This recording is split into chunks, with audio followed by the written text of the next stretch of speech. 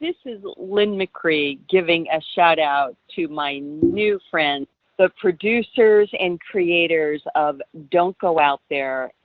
This is Lynn McCree signing off on behalf of Don't Go Out There. In a world where zombies, ghosts, serial killers, and vampires all exist, it's Nico, Brian, Mike, and Dustin, and they are all that stand between you and the films that could end the world. Welcome to the Don't Go Out There Horror Movie Podcast. Welcome back, everybody, to the Don't Go Out There Horror Movie Podcast. Just want to thank all of our fans and listeners. Really appreciate the support. You guys are awesome. Before we get into tonight's film review, just want to give a quick shout out to our website, don'tgoouthere.com. Everything about our podcast is on the website. All of our episodes and interviews, if you want to check those out. We've done some incredible interviews in the past. Go check them out there in a specific tab by themselves so you don't have to scroll through hundreds of episodes on Apple or Spotify, etc. We also have our store if you want to grab a shirt, a mouse pad, a hat, all that good stuff. We'd love to see your pictures, rep your favorite podcast. And Shan's Etsy page is also attached if you want to grab a tumbler. All of our social media links are on there as well. Facebook, Twitter, Instagram, YouTube, TikTok. Like us, subscribe us, follow us, all that good stuff. And the last thing I want to shout out on our website is our Patreon. We call it Blood Donors. We have the traditional monthly reoccurring kind. If you want to support us, help us pay the bills, as we say. Or if there's a movie you want us to review, that option is available as well. Just check out our website, don'tgoouthere.com. Also, if you haven't noticed, we've recently joined the Believe Network. So there's some ads on our program now. But if you want ad-free content, go check us out on Blood Donors. The ad-free episodes will be available there. We appreciate your support. We hope you enjoy the episode. All right, guys, jumping to the film review. We'll be taking on one of our favorite fans and listeners, Brother Steve Schmidt's pick. We're taking on 1999's Resurrection. I'll go first with my general thoughts. I'm just going to keep it short and sweet. Steve, I love you, brother, but just wasn't the biggest fan of this movie. I just don't think Christopher Lambert's that great of an actor, and it just felt like a complete Seven ripoff. But go ahead. Sure. Hold up. That's it. That's all we get. He's being so nice. All right. Well, that guy, Steve Schmidt, first of all, I want to thank you for your blood donor pick and donation. Great fan of the show. Leave great comments. Loyal on all the social media, so we definitely really appreciate that. And I also want to say, look, I saw your comment or your thing that you sent into us, which I know we're going to read later on. But I'm going to steal your thunder here and say that you called it Temu 7. Great description. Aptly named. Because that's exactly what this fucking was. Was like 7, but 7 on like TNT late night. Right after Monday Night Nitro. You know the kind of movie I'm talking about. That's what this felt like. And it wasn't bad per se, but I felt like I'd seen it before and I'd seen a better version. So it's not like to me, I wouldn't call this movie a bad movie. It suffered the biggest sin, and I've said it thousands of times on this show now. It suffered its worst sin, which is it was kind of boring. It was kind of boring, man, and I tried really hard, but and there's some good things about the movie, and I know we're going to get into it. But it really wasn't that long, but it felt that long, and it just felt like a movie I'd seen before, and I feel like I'd seen it done better. But again, not bad, just kind of there, right after Monday Night Nitro, of course. What a time we gotta go! That one. Yeah, I feel like it was either a movie like this or it was Murder at 1600. Like that's the two movies you got. Pretty much. Yeah, listen, I just wasn't a fan, man. I mean, as you all will say, we can't thank you enough for the contribution, Steve, and your lovely wife. And usually I'm the resident lover of these late 90s crime thrillers. See my thoughts on Bone Collector, et cetera. We did a little while back. don'tgoothere.com. I mean, hell, I'm a Christopher Lambert fan. I mean, he will always be my Raiden. But, and I said this to, and I think it was Dustin, I think when I was doing Scene by Scene, and I was the only one who had seen it at this point, but he made the comment to me that he's surprised, that I thought it was bad with the cast and being who all's involved. And I said, man, you know what it feels like? I said, and I have no idea any behind the scenes on this stuff and if it's true, but it just feels like based on this cast and who all is involved, that Lambert like had some buddy he'd made in the industry, some higher up at Columbia TriStar, and was able to go to them and say, "Hey, I have this movie I want to write and star in. Can I do it?" And he was given all the leeway as like a favor because he has story credit on this, Lambert, I mean, and the writing is pretty damn bad in my opinion. And it just feels like everyone who acted in this just phoned it in. I mean, I know people say it's a knockoff of Seven, but I don't think it's even remotely close to Seven. Sorry, Steve Schmidt. I can't thank you enough for the donation, but it just personally, I just was not a fan of this one. But the rating isn't bad. So, I mean, there is at least 12,000 people out there, and Dustin will touch on it, that agree with you on this one. All right. So first off, I want to say, tell all of our listeners, hope everyone is staying warm, staying safe. We've had a lot of cold, bad weather across the country. Steve, my man, I'm a little sad and embarrassed to say that this blood donor donation was how I realized that Steve Schmidt is that guy, Millhouse 14108. So shout out to you. Always get a kick out of reading your comments, and we definitely appreciate the support. As for this movie, I had never heard of it. I was completely unaware it existed. After watching it, it frustrates me because I do think, okay, you can say this is a Temu 7, but that's the same thing could be said about I Know What You Did Last 100%. Summer and Scream. And it kind of is. So, we've talked about it on multiple episodes about how an idea gets pitched to a studio and then 3 or 4 studios are like, I need a movie just like that. So I can forgive that. I honestly can. That's not my issues with this movie. My issues with this movie was, God, the biggest issue is the acting. Yeah. I think a lot of the acting was absolutely brutal. And then my other biggest issue was the editing. I think that this was a very ugly movie, just ugly to look at. The color grading was bad. And then a lot of the screen effects and scene transitions that they used were just like, why? Like, I'm thinking 1999, very experimental time in a lot of areas in filmmaking. So it's like they were ushering in the early 2000s. So we're getting some new tricks of the trade being put on display. But they felt so out of place and just didn't add anything. If anything, they just distracted. So that was my 2 biggest gripes with the movie. That being said, I do think there are some positives to be said, and I'll go into them when we go through the scene by scene here. It's not even in the top 100 movies, 100 worst movies I've watched in the past year. No. Especially because I watched 633 movies last year alone, and I've watched 30 something already this month. But I just don't think it's very good. I think it's a very middle of the road movie. Well, and I hate to, because I feel like this is going to go right into the Snoop Dogg movie Bones, but the movie has good bones, right? Like Bones had good bones, a good idea, and then I don't know if they put like rotten flesh on it or whatever. Like again, that makes it sound worse than it is. I'm just lacking better terms. I think there is good stuff about this movie. I agree. And when I say Temu 7, it's not even about the script. I mean, you just mentioned it. We talked about it a million times. There's all kinds of, not even copycat movies, but ones that take inspiration, right? Like once you have Halloween, and even before that, I guess it'd be Black Christmas, everybody started making movies just like that until something new came along, right? So like, I get it.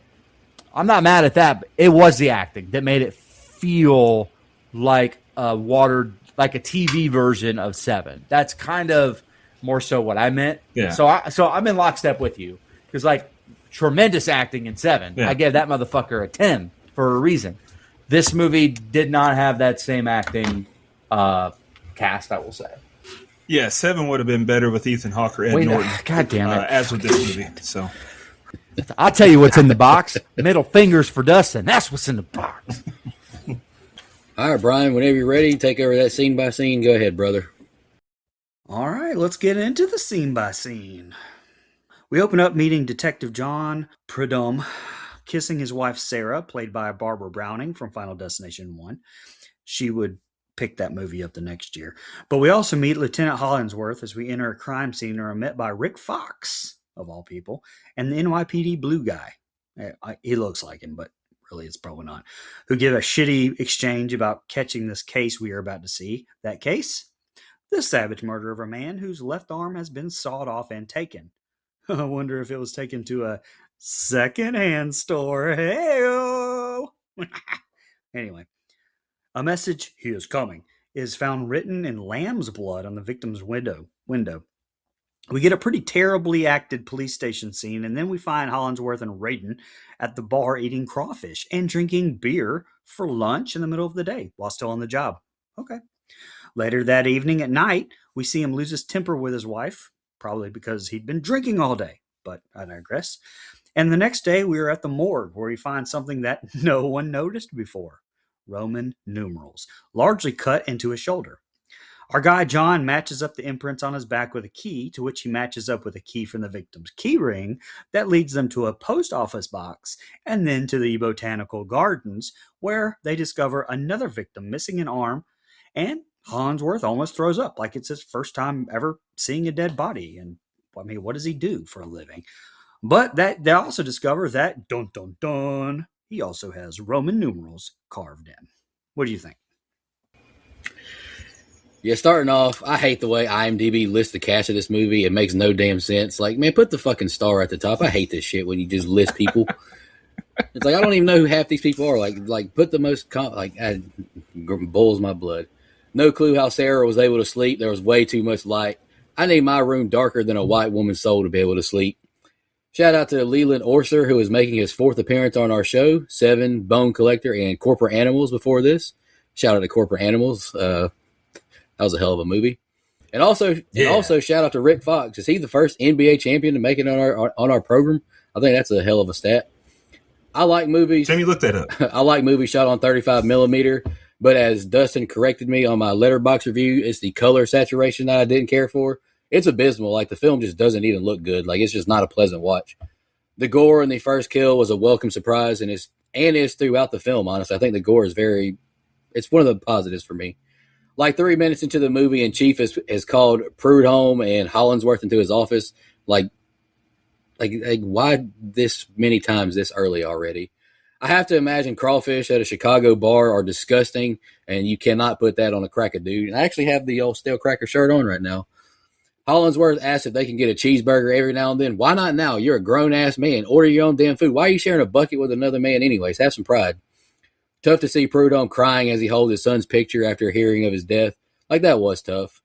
Our killer is a sicko cutting the victim's arm off before dying while conscious. Like, that's just demented and horrible.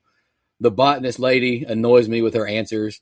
They ask if they can find this flower around here, and she says they can't, but then says they have them at the botanical garden. That shit pissed me off so much. Like, lady, you just said we couldn't find around here, but now we can. Make up your damn mind. I can't wait for Dustin to touch on that. Why are they digging up barehanded right now anyway? That blows my mind. These cops have no instincts. Like, where did y'all get trained at? And saying it again, the color is so bad, it's visibly awful to look at. I thought it was an okay set of opening scenes with the gore, but that's pretty much it for now. Yeah, I don't have it in my notes, so I'll just touch on it now. Women can't make up their mind. Come on, you know better than that. All right. My first thought was... What about the lies she told? That's what I'm saying. Like, she can't make up her mind. Is the flower here or not? Yeah. Well, it's not found here, but we just happen to have a batch of them. They're indoors. That makes a big difference, idiot. Got to come some slack. They got a lot on their plate, with getting dinner done. My first thought, and you touched on this, but my first thought was, man, this movie's ugly. Not a fan of the color grading at all, which I said in my opening thoughts. We see, and you touched on this as well, former Laker Rick Fox early on here. Fun fact, this movie. So, Steve, I have something to thank you for. I did not know this. This movie caused me to realize that he used to date Eliza Dushku for like 5 years. I had no clue that happened. But I saw that he was in the movie, and I went down the Wikipedia rabbit hole. Here we are. It's very predictable to me that there would be a message on the window when they open the curtains. Like, they just made too big of a deal about them being drawn. oh, it's dark in here. Can we get some light? Should I open these curtains? A message. It's like, I would have rather no one even says anything, and they're like, oh, let's just get some light in here and open them. Quick, to the point. More shocking. Christopher Lambert, man, his acting was not the strongest. And that's putting it nicely. Maybe it was his accent, but he just didn't feel genuine in a single scene that he was in. It felt like he was reciting lines or literally reading them off the paper instead of being this character most of the time. The killer leaving clues on the body and sending the cops on a scavenger hunt, I thought that was really good. I like those kinds of plots. So I have mixed feelings on the open, but I have seen worse opens, so I am optimistic. Yeah, my first thought, I had two really quick ones back to back. One, this isn't Halloween? I thought this motherfucker picked Halloween Resurrection. I was going to be like, hell yeah, brother. Some kung fu from fucking Busta Rhymes. Let's get after it. Wasn't that? So, damn, that was disappointing. But second of all, it's exactly the same one you guys had. Holy hell, this movie looks like shit. This is, what I mentioned, that it looked like a TNT special from 1998. That's exactly what it looked like, man. Like, the coloring is really, really distracting at times. And the opening credit scene, I'm just going to be fully transparent because I'm honest with our audience as often as I can be. Felt like one of the times I did shrooms, man. I don't know what these quick cuts were. The music, the font. Oh, man, it was giving me a trip. I was not a fan. Letters just floating everywhere and shit. Hated it. Now, I've said this before, too. It's really hard to leave your woman naked in bed and have to go to work, man. There's just like one of the worst things. I know the get up and grind culture that we have in America, but there's another kind of grind that's much better. Anyway, this man has did I hear this wrong? Either has multiple partners dead or multiple partners that have left the force, like that have worked with him. That's kind of interesting. He's gone through more partners than Bonnie Blue did, man. Come on, man. There's something up with this guy. Anyway, sorry, I just had to get a Bonnie Blue joke in there somewhere. She's arrested somewhere, right? I don't know. She should be, because like Dustin says, women can't trust them.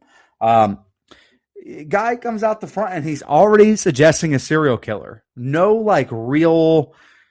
groundwork being laid. No real good investigative work. It's got to be a serial killer. Look at this. Like, all right, that's a little suspicious. You mentioned women. I'm going to shit on them again. What a movie, guys. Women do just kind of invite their friends over and expect everything to be okay and they can just stay and it's no big deal. Men do that and it just like ruins the whole week for the woman. It's crazy how this works. This killer uses Roman numerals. Motherfucker think he's Vince McMahon for real. Although, fun fact, Vince McMahon hated the Roman numerals. That's just why he got rid of them. And then Triple H brought them back, or at least for a while. Maybe the killer is Vince. He killed Nancy Benoit and he killed Nancy Argentina. Man's got a hate for Nancy's out there. You know what I mean? Terrible times. It was me, Prudhomme. It was me. Oh, sorry. I can't help it. Last thing. That's some fertile last ground this body was buried in. Is that a sanctuary? Did I miss that? Like what? Like, I don't know where that body was buried, but you could grow anything in there. That they should have just left it and used them for fertilizer. Well, that was the Botanical Gardens is where the body was buried. So I'm sure it's full of rich just nutrients. Let them decompose. Be fine. Two more things that I didn't mention, but I meant to. So Nico said he likes films shot in 35 millimeter, and I've been a big advocate for shooting on film instead of digital as well. So yes, I love movies shot on film, but I don't know what it was about how they processed it or the effects they used. This movie did not look like a movie from 1999, and I'm not talking about the color grading. It didn't look like a movie from 1999 on film. It looked like a movie from 1986. Like this movie, in addition to the color, just looked old. It did. And that's not a compliment. Sometimes it can be. Like if you're trying to capture that era, so you want your film to look older. Yes, this movie was just ugly. And second thing was, you mentioned if a guy did that, invited a friend over and didn't tell her, like that's a big problem. Absolutely. So it just makes me think of one of my favorite quotes from the classic movie Major League 2. Shout out to Rube the catcher when he said, "Women can't live without him and they can't pee standing up." That's just a great quote. All right. We open up here with John staring into his backyard as the hammock swings by itself, and we hear voices and see a flashback that shows how he and Sarah lost their son. And that wasn't supposed to be funny, guys. It just wasn't. And I guess his ghost, is swinging on the hammock because I don't know why it was moving by itself, but so don't ask. Anyway, on to the next crime scene, and it's naked people galore. As we walk through is maybe, I think, a brothel? I don't know. They don't really say that. I didn't catch it anyway. And there's still nude people being walked out like when John arrives. What have they been doing this whole time? We're introduced to a third victim that has, dun dun dun, lost his head. Oh, and we have more Roman numerals. What do those mean? Oh, I'm glad you asked. Because we get a montage of one of those late nights at the office with John pouring over coffee and pouring over those until he realizes that when combined with the victims' names, Matthew, Peter, and James, these numerals are citing Bible verses relating to the resurrection of Jesus. He theorizes that the killer plans to use the body parts that he's taken to reconstruct the body of Christ in time for Easter. That was a jump to conclusions, Matt, there. But this explains why each victim is 33 years old, because Jesus was 33 at his death, and why the killer is ensuring that the victims are conscious when he kills them, because Christ was conscious when he suffered. Later that evening, the Catholic priest shows up to the house and asks why Raiden hasn't come to church, and John basically kicks him out. He and Sarah then get into a pretty badly written argument where it makes Sarah kind of seem like she's mad because John is still struggling over the death of their son, but I guess she's fine? Question mark? I don't know. They fake cry, and that's it for this set of scenes. Yeah, I hate the editing of the film so far and throughout too. I think it's terrible. Interesting discovery is lamb's blood on the windows. Should be pretty easy to figure out it's religiously inspired, I would think. How does Prudhomme let his son die here? Has he not seen Pet Sematary by now? And this kid is old enough to know how to use the fucking brakes. Like, this whole scene pissed me off. Awful acting by Christopher Lambert as he cries. My God, so bad. I know Dustin touched on it, but I think Christopher Lambert does absolutely terrible in this film. Seeing folks walk around naked and barefoot with rats everywhere is honestly the scariest aspect of this film, in my opinion. Like, what are we doing around here? I was shocked first watch seeing this decapitated corpse on the toilet. Really caught me off guard. Hollingsworth crashing out asking where's his head and gets nauseous. Hey, bright guy, leave the fucking room. You don't got to keep looking at it. He continues to crash out outside in the rain, and honestly, I started laughing. It's like, dude, like I mentioned about Shane, ever since we did Walking Dead Season 2, crash outs are just hilarious to me at this point. The film annoys me here without specifying which Peter this verse is from. There's two Peters in the Bible, by God. Which one is it? I shouldn't have to look this up myself. Also, I find it very difficult to believe someone could find people with apostle names, all age 33, with the apostles' job types for the murders. Like, come on, man. Shout out David Cronenberg as the priest here. No clue how we haven't covered 1986's cult classic, The Fly, yet. We got to do that one this year, I think. Like, come on. That's a good movie.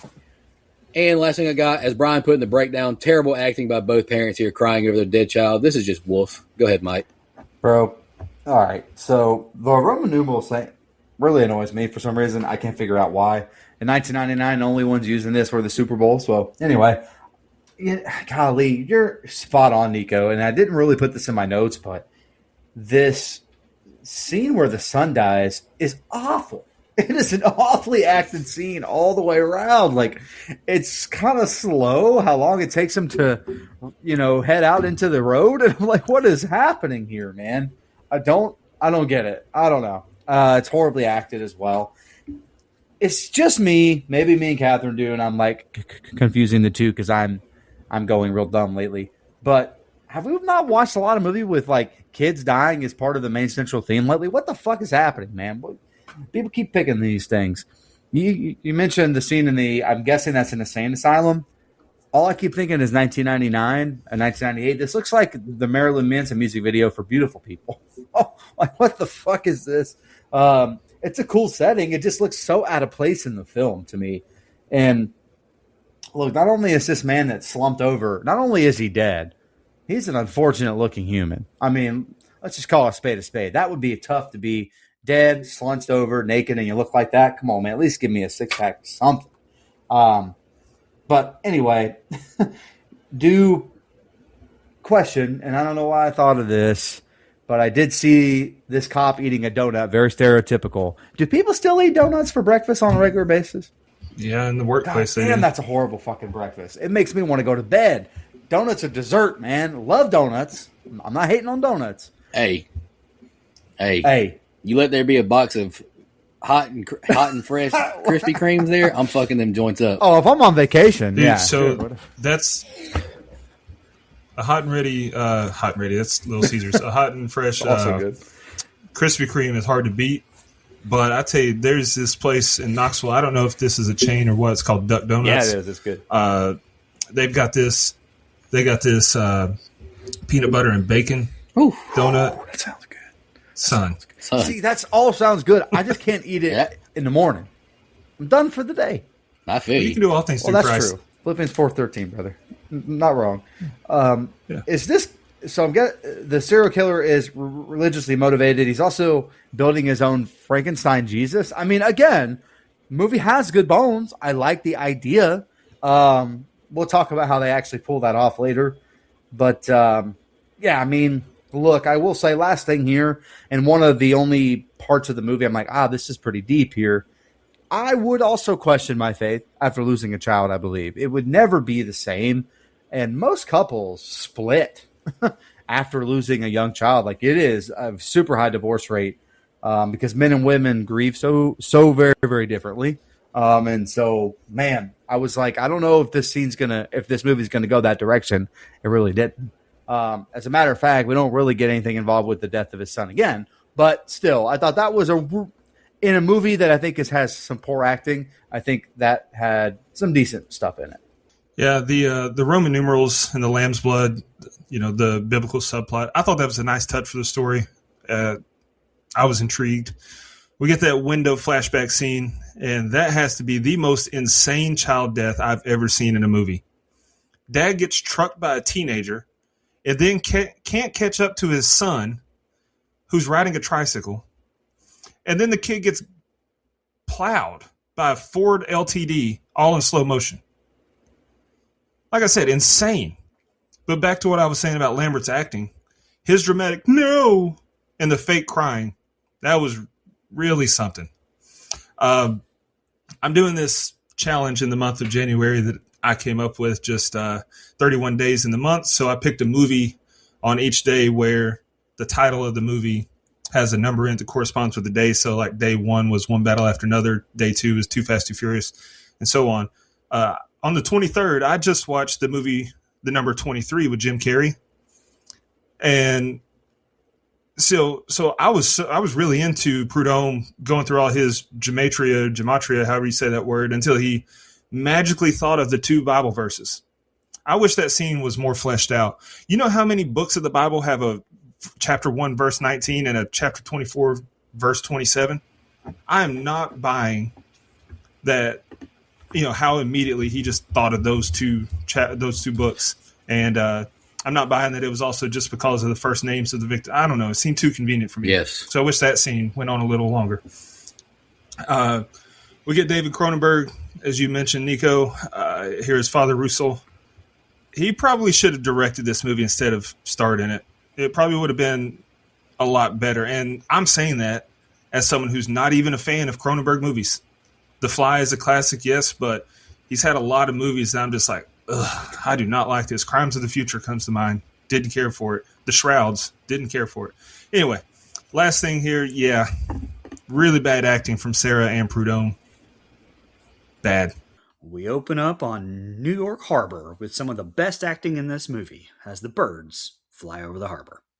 Anyway, that was uncalled for. Sorry, Steve. I know. At the station, we meet FBI profiler named Wingate, or is he? Who arrives and offers additional insights into the killer's mental state. But John makes fun of his insight because doesn't he know that John is the Sheldon Cooper of this police force? I mean, he's on this case. Come on. Well, they do get some additional insight, and armed with this new information, and after a late night visit at a church where apparently the priest lives and stays in clothes all hours of the night and just enters the door like it's his house. Anyway, I don't know. But he has an epiphany and knows the killer's next target. They get there right in the middle of the killing and give chase as Hollingsworth is tasered by the killer and then shot in the leg by escaping the numbers killer, and we are halfway through. What do you guys think?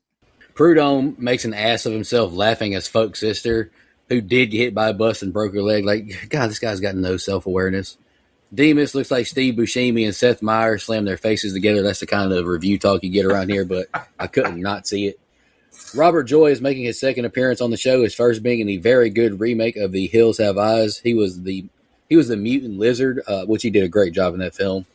I think he might be, honestly, the best actor in the movie, Robert Joy, so shout out to him. The camera work in this exchange between both detectives, I think, is very amateur and not good. Like, you can see the camera swaying back and forth, and all I could think was Wolf. Like, this is just, I don't know. Dinner between the Prudhommes is very depressing. My goodness, they're just sitting side by side, not making any conversation, just fork on plate. It's rough around here. I saw that very differently. I thought, my God, this man has some peace. Lucky him.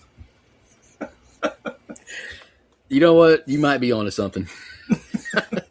hate the way Lambert just said the word perimeter. He said like parameter or something. Give me a break, dude. I wanted to punch this fucking guy. So I wanted him to die. Like, I wanted Demas to win, by God.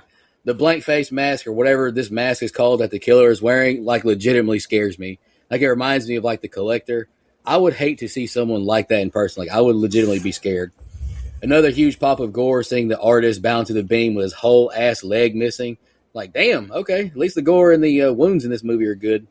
Lambert damn near ruins the scene, though, with the terrible acting and editing. Like, what are we doing here?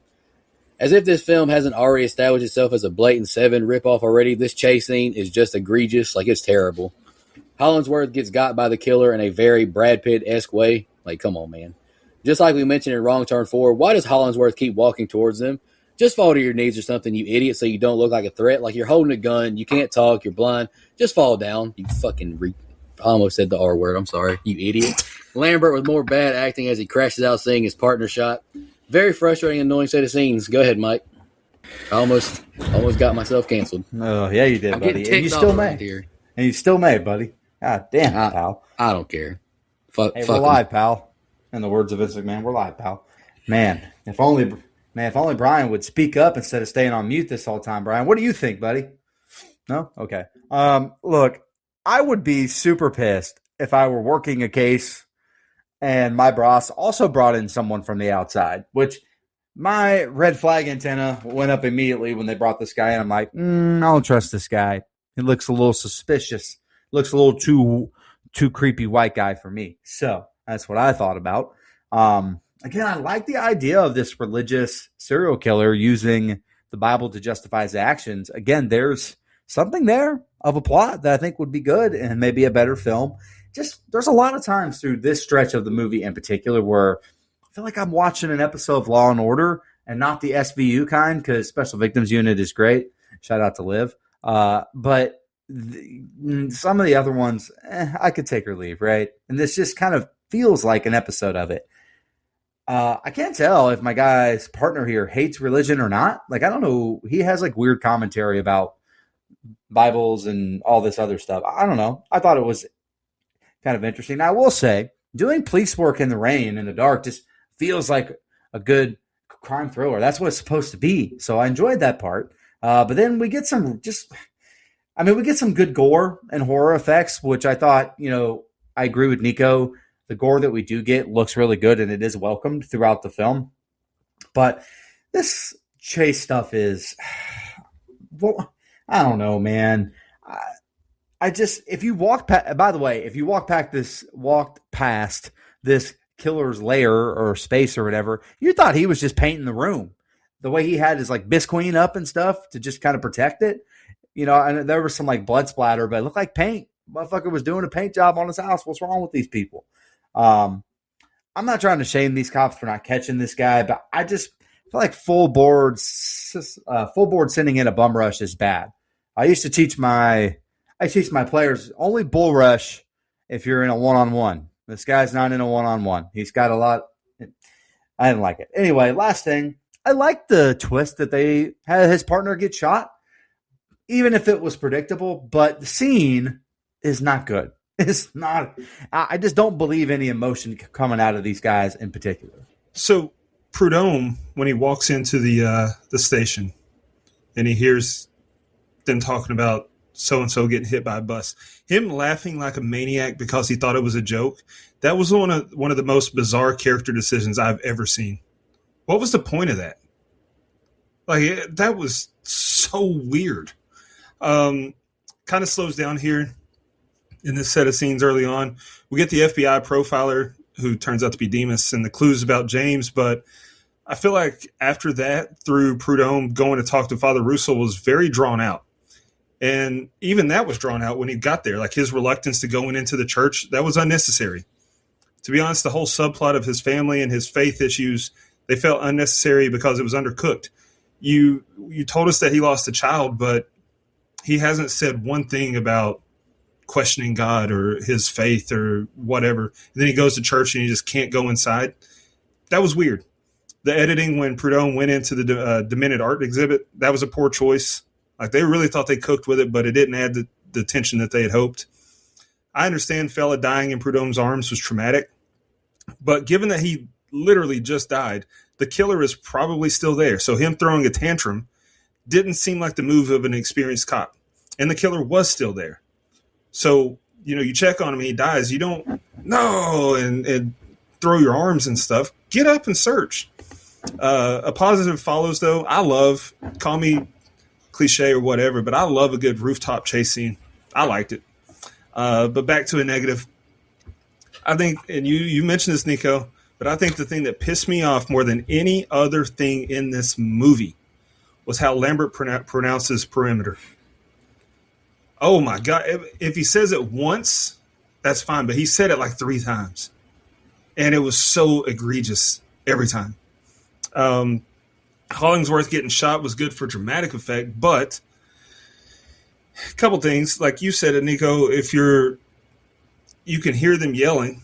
And he says later on, I didn't think you were yelling at me. Okay, but you clearly have something taped to your hands that feels like it might be a gun, and you can't see. Fall down to your knees and put your arms above your head. Erase the risk. But I used to work with a guy who was a cop for years, and he quit because he didn't want to risk his life anymore, and he got a job with me in the office I was working in. He told me, and I don't know if this is true, but this is what he told me about how he was trained. He was trained to shoot, to never shoot in the leg. He said that if you shoot, you're trained to shoot to kill because the cost of medical treatment and a potential lawsuit and whatnot. So the cops wouldn't have shot him in the leg anyway. So that's from what I know to be true, that's an inaccuracy. But we're moving along, I guess. You kill him. We don't want no fucking lawsuits. I'm serious. That's what he told me, because if you shoot them, then they get put in the hospital, and then you got the state would have to pay for their rehab and everything. So if you're going to discharge your weapon, you shoot to kill. Hey, I hear you. Head or heart is what he told me. All right, just a heads up, this one's a little shorter. We open up in the ambulance with John trying to tell Hollingsworth a joke and find out that the shot to the leg that most people are fine with and survive movies with, well, Hollingsworth's going to need to have it amputated. And Hollingsworth soon finds out via a phone call, stolen by the killer, his leg. John visits Hollingsworth in the hospital and then decides to meet the FBI profiler again over some pizza to get some help. By the way, the actor Robert Joy, sidebar, playing Wingate, well, not really Wingate, but he reminds me a ton of Stephen Culp from Jason Goes to Hell. Anyway, John gets a message from the numbers killer, mad because he interfered with the last killing, and tells him for penance, Prudhomme's wife, Sarah, must die. He rushes home to find a mutilated corpse, but he quickly notices, it's Sarah's visiting sister. And he intercepts Sarah outside as she returns home crying. 2 more sets of scenes. What'd you think? I actually chuckled at Prudhomme's dad joke about the circumcision, but I don't blame Hollingsworth for not being in the mood to hear that at a time like this. Folk about to lose his leg, you hate to see it. This guy has terrible luck in 90s crime thrillers, and if you look through his IMDb, he's in a bunch of them.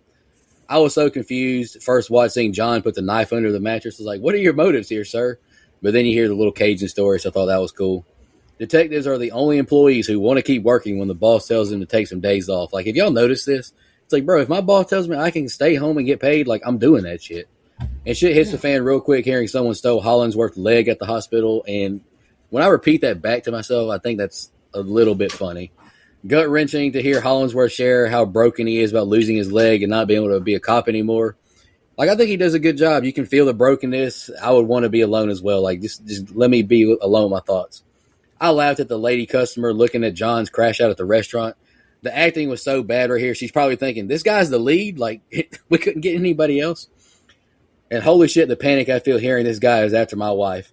Why does John's car not have any lights or a siren on it, though? Like, this is unnecessarily dangerous. Like, what are we doing?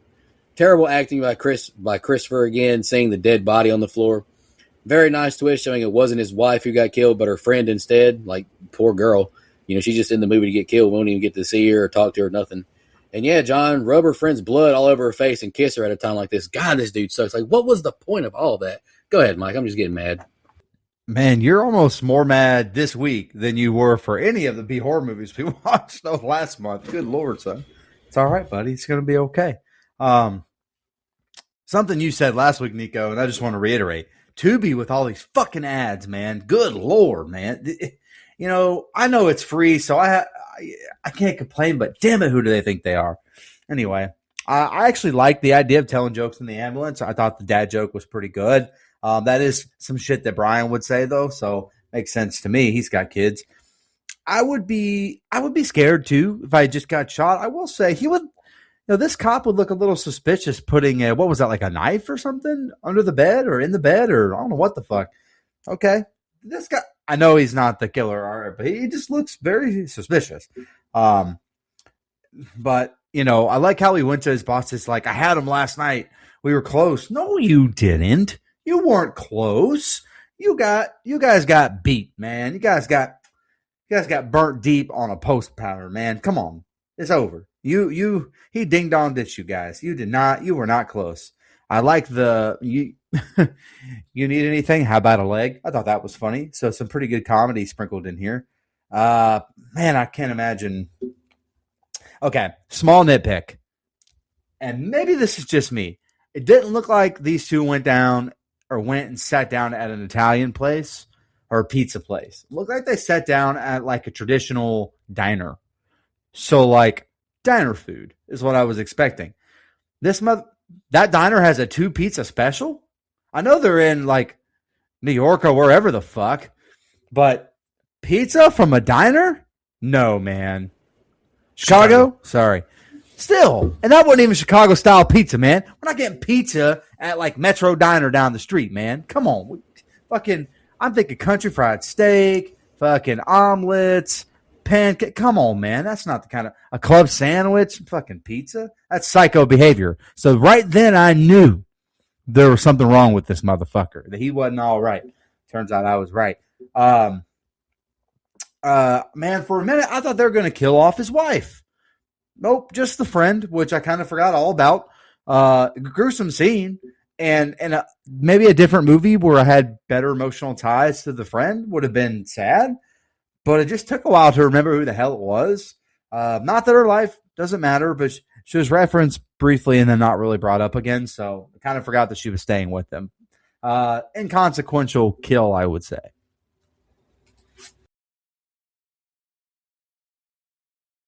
Yeah, we get more unnecessary additions like the whole knife under the pillow thing. It added absolutely nothing. They touch on it. They bring it up briefly later on and explain why he did it, but no point in it. And then I was standing in the room with him and he got away. Question. Is Prudhomme a worse cop than Lambert is actor? That is a very good debate to be had. Deputy Dewey and David Arquette would never. The killer stealing Hollingsworth's leg, that was a solid development, though. I mean, I'm not buying how easily he did it. Oh, he knocked out the orderly and stole the leg. I guess security cameras and whatnot weren't what they are now in 1999, but I'll allow it. I liked it. As soon as he started playing that tape, I knew Prudhomme's wife was in trouble. Like, as soon as you hit play, I wouldn't even let it finish. I would got up and went home. The distorted camera shots when we get there, when he goes in his house, they were annoying. That's what I was talking about with the camera, the effects that they used. They did it throughout the movie on these types of scenes. So they weren't exclusive to that scene in particular, but that's when it annoyed me the most. or enough to put in my notes at least. And lastly, it was a bit of a relief that Prudhomme's wife was still alive, but at the same time, it made that death less impactful to us. We didn't even meet Jenny. Okay, I'm not saying I don't care that someone died. Like, yes, but it's supposed to be this emotional thing, and Sarah was clearly tore up about it later, when we see her again. But we don't even know this lady. That could have been, how many other murders went on in America at that exact same time? That could have been any one of them. Didn't affect how we felt about her in this story. We open up with Sarah and John cuddling at a motel when he tells her to go stay with her mom until it's all over. With Hollingsworth hospitalized and unable to help him, Prudhomme turns to detectives Schofield and Moltz for helps. That's Rick Fox. The crew visit a lady who recognizes the numbers killer's voice on the tape as Mr. Bresler. They pay Mr. Bresler a visit, and despite him making the tape, he's blind and claims some dude gave him $50 to make the tape. Hey, $50 is $50, right? Randomly, we instantly cut to a slaughterhouse where the team finds the 5th victim. This one missing a leg, meaning that the killer needs only a torso to complete his work. Schofield discovers an FBI record of similar murders several years earlier in Tennessee, and Prudhomme is irate that they did not get this record from Wingate, who had promised to send all of the Bureau's information. What does that mean? Well, when Prudhomme goes to the FBI's office, he finds Wingate is a different man than the apparent profiler his team has been working with. Well, son of a bitch, we got him. We cut to a stakeout now, and they've been tracking the dude we thought was Wingate, and now knowing he's the actual killer, we see his arrest. We end in the interrogation room with who we learn his real name is Dennis. And he mocks the police because they cannot connect him to any murder. And the next set of scenes is the ending. Tough realization that the killer was after wifey and not her friend. I would be terrified if I was Sarah going forward. I laughed at Miss Kuntz asking if there was any monetary reward for the info on Mr. Bresler. I thought, you know what? Hell, you get your bag. All right, so I'll be the jerk and ask this question first. How did Bresler know he actually got $50 from the guy in the park? He's blind. Like, how can you tell you got $50? Like, sorry. And you know what? I will agree with him. $50 is $50. I agree with that statement. If you know Big Game James Coleman, he always said $40 is $40, and I'm just going to leave it at that. You take the context however you want to. Needing change for $1 as a way to figure out he's atoning and needing 30 quarters is quite the choice. Dusty, you kind of mentioned earlier things being kind of too easy and convenient. I thought that was a little too easy and convenient as well. Nice little reveal I didn't see on my first watch that Demas was impersonating Agent Wingate.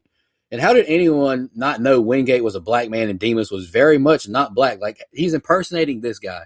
Like, nobody knows who Wingate is, the real guy? Like, give me a fucking break, guys. These cops aren't even trying to be sneaky. At least it worked and they got their guy in public. Demas is smarter than Prudhomme. We aren't shocked here. Like, Prudhomme is kind of an idiot. Demas is playing psychological chess with Prudhomme, bringing up his partner's leg and making him feel guilty. And you got to cut him loose, just like said leg. I'm ready for the ending. Go ahead, Mike. Goddamn mute button got me again. Look, I feel bad for his wife, and I don't know. I feel bad for his wife, and Jenny didn't deserve it, but like we just kind of beat the dead horse here. Who the fuck was this lady? I don't know. I just felt like if this script had killed the wife, would have been a little bit more ballsy. I would have appreciated it more. I know that sounds terrible out of context, but it's true. The lady Jane, the audio was kind of bad, so I couldn't really tell. That opens the door here is Judy, the Denny's waitress from the Santa Claus. We just got done with Christmas, so a little bit of a fun fact there. She also plays Sean's mom in Degrassi. Anyway, man, Rick Fox here as a young Schofield. I never thought we'd do a movie with Rick Fox. Did not know Rick Fox was in this film, so that's pretty cool. I appreciate that. Why do these?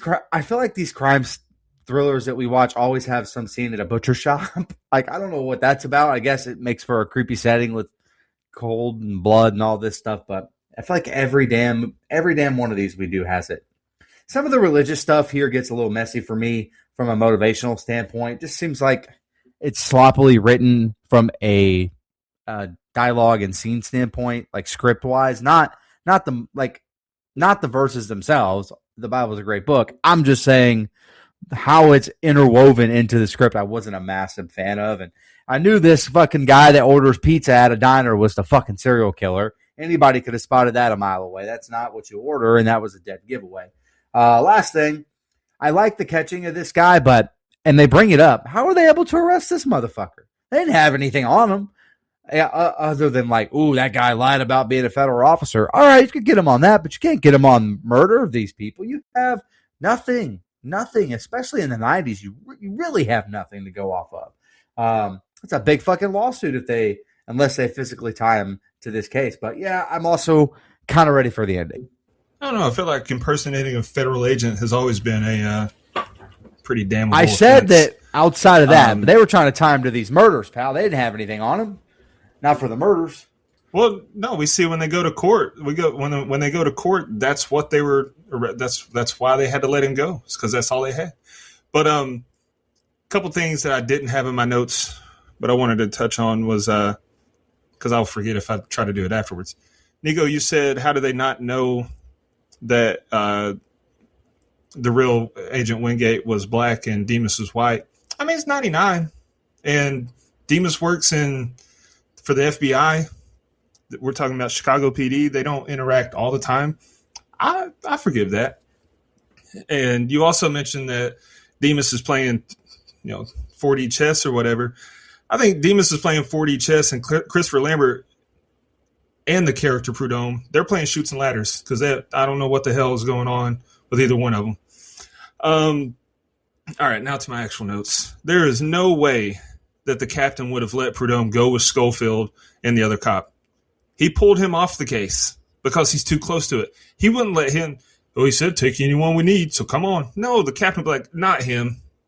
That would have been nipped in the bud real fast. Bressler continuing the speech from the tape was good. I like that. That was like, ooh, what's going on here? But I don't buy how fast Prudhomme knew that he wasn't the guy and how he knew that he was blind. He was looking at the back of his head. How do you know he was blind? Well, that's a good point. I didn't see a TV in that apartment, so maybe that's a dead giveaway. But it was that book where he opened it up and had all the Braille in it. Oh, it was Braille, wasn't it? Yeah. Okay. Yeah, you're right. But still. But I mean, is Lambert smart enough to have really opened that book? Lambert or Prudhomme? No. I'm tired of going back and forth. He's just going to be Lambert. It's Raiden. Anyway, that was a good swerve, though, at the end of the day, that he was paid to do it. More of the distorted camera when they walk into that meat locker, and I really hate that. I actually did like the 5 quarters revelation. That bit did work for me. The 30 pieces of silver or whatever, this guy, is he Judas? Like, I thought that was good. I liked it. And here's the thing. I love the Tennessee shout out. Native East Tennessee in here. But there's no Clarksdale in Tennessee. There's a Clarksville. Shout out to Austin P. But come on. Open a map. But the twist of all twists, Agent Wingate, like you said, wasn't Agent Wingate. Now we're cooking. That's fine. Could they have used another black guy to play Demas or another white guy to play the real Wingate and made it more believable, for like Nico? Sure. But as it stands, I liked it. That was good. The interrogation scene was kind of frustrating to me. Like, what do you mean no evidence? He showed up impersonating a federal agent crime and seemed to have knowledge of what's going on. He was leading you, giving you hints. That seems like a link to me. I don't know. But I'm ready for the finish as well. Well, my issue with that Wingate stuff was like they made Wingate out to be like this prolific agent, like he's well known. It's like they don't look alike like at all. But I mean, I feel where you're coming from. They're in different departments, blah blah blah. But I don't know. They made Wingate out like he was like well known and not even different departments, like different agencies. Yeah, yeah. So I mean, but yeah, I get what you're saying for sure. Okay, we open up this finale in Hollingsworth's hospital room, where we get a conversation that makes it seem like someone close to them died. I mean, it was just an amputated leg, man. They were like, "You get that son of a bitch." Anyway, the judge for the case sets bond at only $20,000, which Damas pays. And although officers shadow the released Damas to the Chicago Union Station in the restroom, he escapes by changing clothes and crawling under the stalls. The old switcheroo there. Prudhomme's team is, I'm going to start calling him Prudhomme. Prudhomme's team is able to connect Damus' fingerprints to the earlier murder in Tennessee, meaning they can now arrest him. Woo! They discover that he has been institutionalized for several years. That's always the case, isn't it? Only having been released 2 months ago. Meanwhile, Damus kills his sixth victim, taking the torso. John theorizes that Damus may be hiding somewhere that they've already looked, and in the house of the first victim, they find the gruesome remains of his victims, arranged to resemble a crucified Christ. Looking over Damus's notes, Prudhomme realizes that to complete his work, the killer plans to take the heart of a baby born from a woman named Mary on Easter, which is, boom, boom, boom, the following day. Maltz identifies a newly born baby from Mary, and they rush to the hospital, where they find Damus with the baby. Maltz is wounded, and Prudhomme chases Damus to the rooftop like Last Action Hero, and he shoots Damus and catches the baby. Damus falls from the rooftop to his death. Sometime later, Prudhomme visits a recovering Hollingsworth who is learning to walk on a prosthetic leg and promises to return to the job better than ever. Yeah, all these cops on the phones, like, they would just have me so overstimulated, like I wouldn't be able to even work good at this point. I do like the confidence from Demas getting out of jail today. Man didn't want to eat that jailhouse. So I was like, I'm going to lunch today. Fuck that shit. Lambert was more terrible acting with his outbursts. Why is he mad he ran out of time? Like, are you kidding me? And no clue how Demas attorney's actor Chaz Thorne didn't work more. He's got quite the face that could get him the psychopath, creep next door, evil villain role. Like, how did he not work more? Whoever this actor is kicking the bathroom stall door in is a terrible actor too. The screams of anger, realizing Demas is gone, I thought were terrible. I audibly laughed at John telling Demas, who was running full speed away from him, to freeze. Like, I'm sure he's going to listen to you. Like, are you kidding me, man? And also, why are these people so deep into the subway station running? I just don't believe they would have heard that gunshot up there. Showing the guy pissing himself wasn't really necessary to me, and like it looked like yellow Gatorade. It didn't even look real. No clue how Prudhomme figures out where the killer is keeping the body parts just by the open window. Like, this guy hasn't been this smart all movie. Like, he's been terrible. Like, I just don't buy it. I wish they would have took that to, like, Hollingsworth and let him look at it and let him find it. Like, keep him involved. Genuinely annoys the hell out of me seeing all the cops just getting sick at all the body parts on the cross and not leaving the damn room. Why are you just staying in there and getting more sick looking at it? Like, it just annoyed me. What are the odds a woman named Mary will be giving birth tonight? Like, I just need to know. Like, somebody look that up, Jamie. Like, how many Marys give birth tonight? The writing in this film, Chicago. The writing in this film was just too convenient to me. Detective Maltz looks so awkward as he goes through the halls, and I laughed as he trips over this like hospital tray and gets stabbed in the arm. Demas continues to be a terrible shot. Like, man, you should have done some research on how to shoot.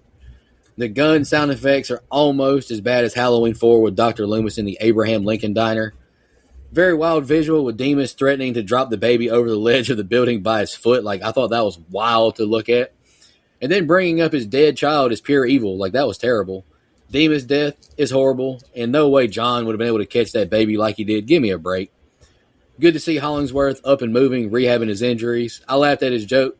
You may have to pick up a fair share of the leg work. Like, come on, that's funny. And the last thing I got, the abrupt ending, it didn't even bother me. We're done, folks. Let's get out of here. I'll be quick. He hit a line in here to his partner in the hospital, or his partner hit him one from the hospital bed that said, "You can't let this guy walk." I would have said back, "He won't be the only one that's not walking." Looking at that guy right in the eye when I said that because he got shot in the leg. Anyway, $20K, that's a cheap bail, man. If like Dustin or Nico or Brian Hathaway had to pay that, they could. I understand. Rich guys I do this podcast with. But yeah, man, I mean, again, how did this dude get a gun? When did he get a gun? How was he able to man, I don't know. And I could have just missed something, but He got the gun out of the locker at the bus station. Oh, that's right. That's right. Shit. Well, that's true. It's in the bag. See, box, bag. This movie's 7. It's all the same. But their plan to catch him was silly again. Like, they don't. These cops are terrible, man. Terrible police work. And I don't know how they. As soon as he's able to walk, then they tie him to the murder. All right, man. Terrible timing. Really convenient. I actually think the scene at the subway station, ? Or whatever that was, train, subway, one thing, was actually really good. I enjoyed the tension of this chase in particular much better than their first interaction. Being suffocated by a bag is a fucking awful way to die, man. Golly, that just, that sucks. I guess you wouldn't really know once you were dead, but while it was happening, that would really fucking suck. This fake sacrifice Frankenstein Jesus body image was seriously fucked up and twisted. Like, wasn't sure that we were going to get to see it, and then they showed it, and man, they nailed the imagery. I was uncomfortable. It was, man, not for me. But at this point, it feels like a serial killer that wanted to be caught with all his like BTK shit that he was throwing around. Man almost threw a baby. That was kind of a nuts scene, and thought it was a good shot to the head and him falling off the roof. I thought the ending was kind of some of the better stuff of the film, honestly, but it just took a little longer than I would have liked to have gotten there. So, Nico, I did try to look it up. How many women named Mary gave birth in Chicago in 1999? Those numbers, obviously, I can't find. But I can tell you that based on what the Google told me, there was likely thousands of women named Mary in Chicago in 1999. So, the population in Chicago was about 2.8 million at the time. Thousands could be anywhere from 1,000 to 99,000. Anything over that, you'd say hundreds of thousands. But I think there's a pretty good chance that at least one Mary was given birth at that time. Anyway, what do you mean that you can't prove his identity? What kind of person gets all the way to court with no one knowing his name? I'm not buying that. No, I think that what's more likely is if he wouldn't identify himself, they'd fingerprint him and run it through every database possible and hold him until they can prove his identity. Because how do you charge or try to convict someone and you don't even know his name? So I didn't buy that at all. And then, like I said earlier, there's no Clarksdale, Tennessee, but there's also no Billingston, Tennessee. The closest name to that would be Millington. So like I said, it's not hard, people. Read a map. And if that's the two places that they were referring to, Millington and Clarksville, they are 196 miles apart, not 20. I mean, what are we doing here? It's in the details. Decent tension with Demas being released and the cops needing more time. It really had me wondering if he would get away or not. Even though we knew, I mean, it's a movie. He's not going to walk. The trick with him leaving his pants and shoes and escaping, that was good, but I don't see how he escaped that bathroom without the cops seeing him. Also, don't know where he got the security guard disguise. We saw when he opened the bag, that bag didn't look like it was full, like it had clothes in it. So where did he get that? That made no sense to me. Also, there's no Woodsville, Tennessee. There is a Woodville, so I'll give us some slack on that. It's a small, unincorporated town, but just really grinding my gears as a Tennessean. In the grand scheme of things, the whole train station scene, it could have been condensed. Like, if he wasn't going to get caught there and nothing really happened, he just escaped and he shot at the cops and he was wearing a disguise. To me, they should have just had him get lost in the crowd as soon as he got there, and then the cops discover his true identity. Because all that did, drawing it out like that, all it did was bloat the runtime. The recreation of Christ's body, that was some dark stuff. I did not like that one bit. It's creative, and it was a shocking image for sure, but just personally, not a fan. Insulting Demas while he's dangling a baby over the edge like he's prime Michael Jackson, that was a bold move. But did you see the reaction time and hands on Prudhomme? He caught that baby like it was nothing. He shouldn't be a cop. He should be suiting up for the Bears. Those were some hands, man. What a red zone target that would be. Seeing Hollingsworth rehab, all I could think about was Prison Mike. The Office has forever changed how I view purple bandanas. Like, don't. I know that this predates The Office, but it was ruined for me. All I could think of was the Dementors and the gruel, just gruel. That's all they feed you. It's not a bad ending. It's pretty much what I expected, so it's fine. See the baby and Michael Jackson. I forgot about that, too. Look, it's blanket. Oh, God, that's funny. All right, let's jump into our social media comments and questions. We didn't have anything on the Book of Faces, and we got one comment on Instagram from PBJ929, and she commented, "That's my dad," with the hands up emoji. That is your dad. Steve is awesome. Oh, okay. I thought she was talking about Christopher Lambert, and I was going to say, oops. No, Steve. My bad. Steve. Okay, good. You know, even if Christopher Lambert's daughter listens, your dad can't act worth a fuck.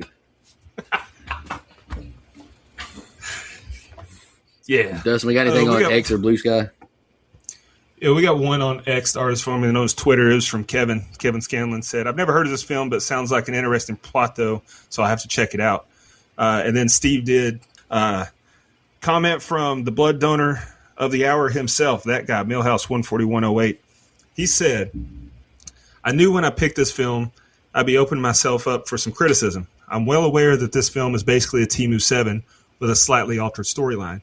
The acting is pretty rough at times, and Christopher Lambert's line delivery is what I imagine Shatner sounds like if he paused less between words. The film, however, holds some special nostalgia for me. This was a 1999 blockbuster movie find for me on a night that the Matrix VSS sleeves had nothing behind them. If you know, you know. I'm talking to you, Brian. Hey, I was at Blockbuster too.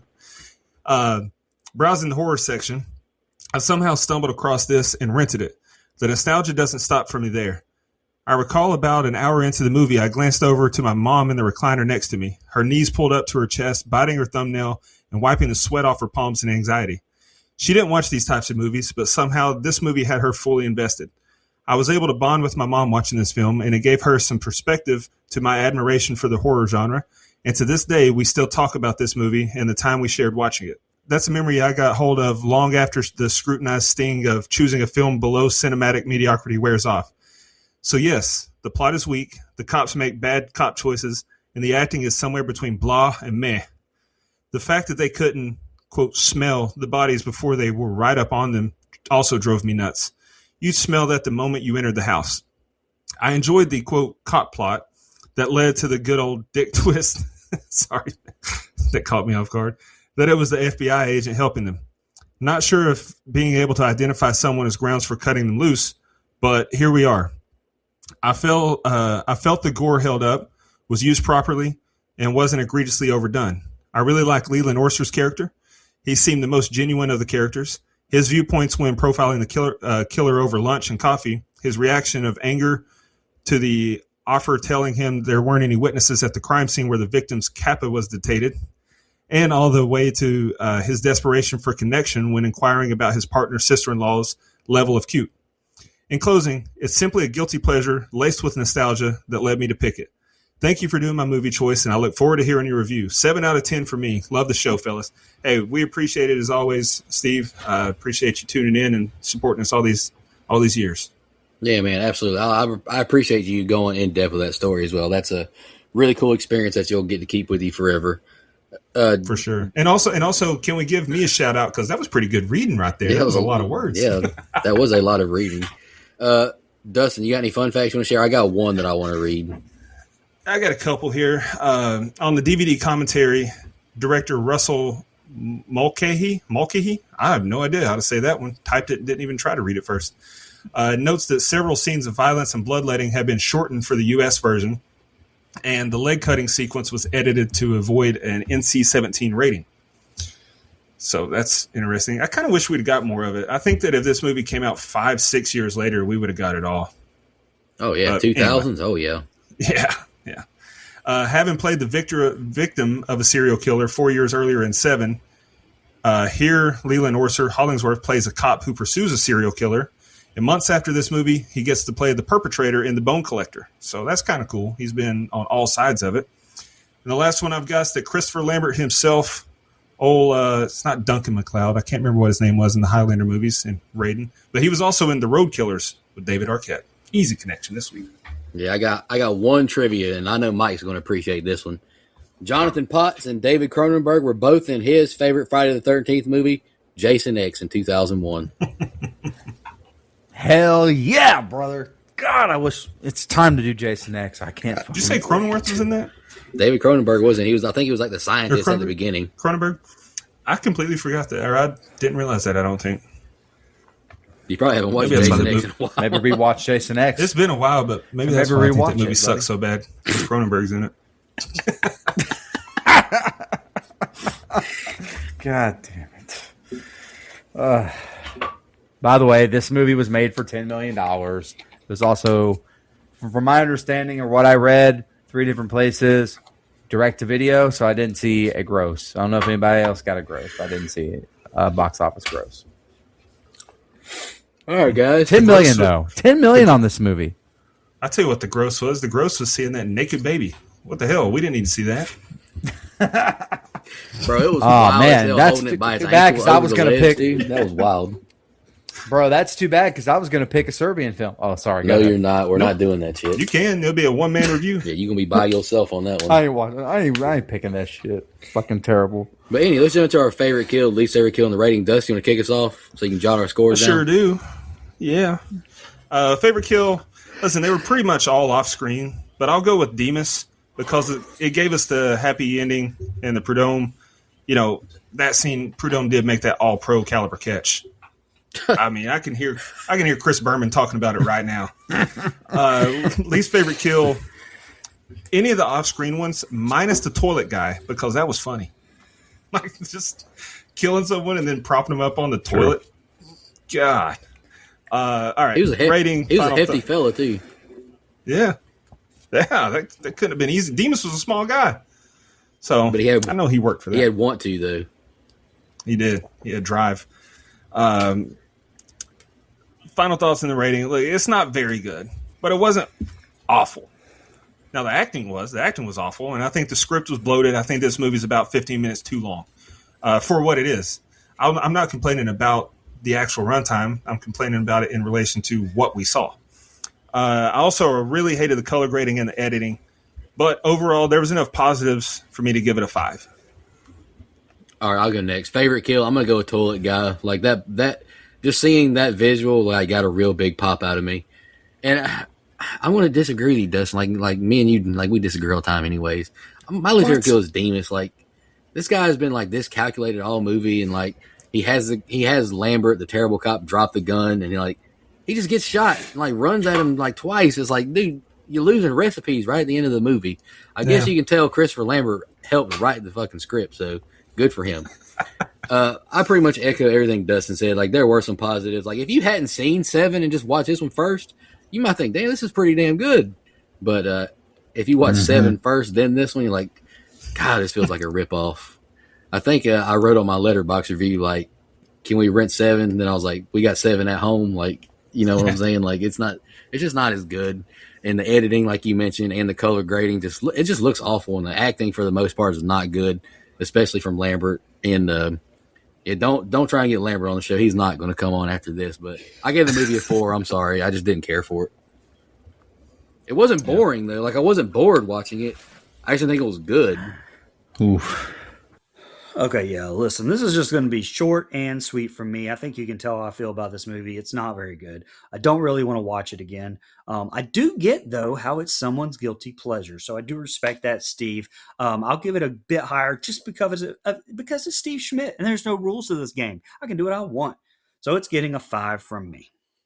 I didn't pick a favorite or least favorite because I thought they were all kind of off screen.